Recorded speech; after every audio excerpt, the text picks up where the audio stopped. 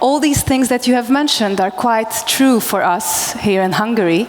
And I love that you're using the expressions that we are always using, that our aim is to bring together the actors, the stakeholders, the decision makers, universities, companies, startups, professors, researchers, to shape together, and that was the other word that I was underlining, is that not only follow, but also to shape the conversation and the landscape.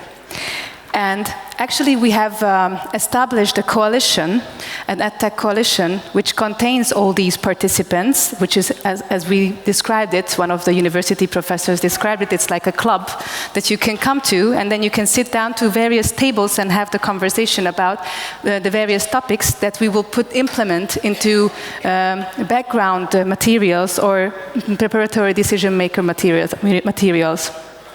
And due to this, we are members, and actually board members as well, in the European EdTech Alliance, which, as I mentioned to you earlier, contains more than 3,000 of these participants, as there are various coalitions and alliances in the various countries that are members of it. So we represent the Hungarian counterparts, such as Spain represents 665 members, and so on and so on. And we had a lively 2 days dialogue and board meeting recently that was very important to put together our ideas, and as I said, sit down around the table and have this dialogue, how we want to shape this sphere.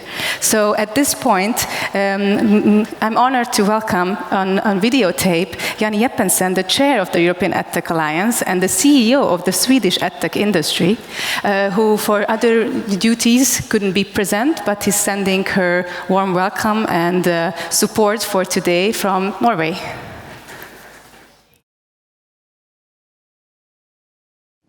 Hi all, and I'm standing here in beautiful Norway. You can see the views. We have been having a meeting in the board and team for the European EdTech Alliance, discussing the future of EdTech. And our most important message is that the world around us is moving fast. The society is changing, democracy is under siege, and we see so many changes going around, and the European competitiveness is really at stake here. So in that sentence, we understand, every one of us, that education is the foundation for our competitiveness and for our democracies and also for our future. Education must be one of the most invested areas in every society. And digital skills is here to stay. AI revolution is changing the workforce, education, and also the life opportunities of all individuals in Europe. We need to get all people prepared, and we need to start with the young ones and get all people prepared, and for that EdTech can contribute.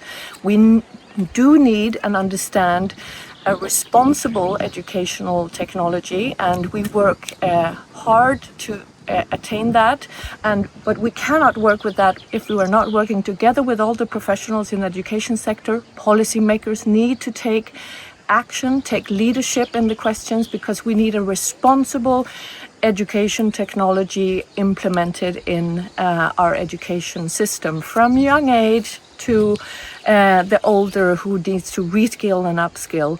Otherwise, we will not make it.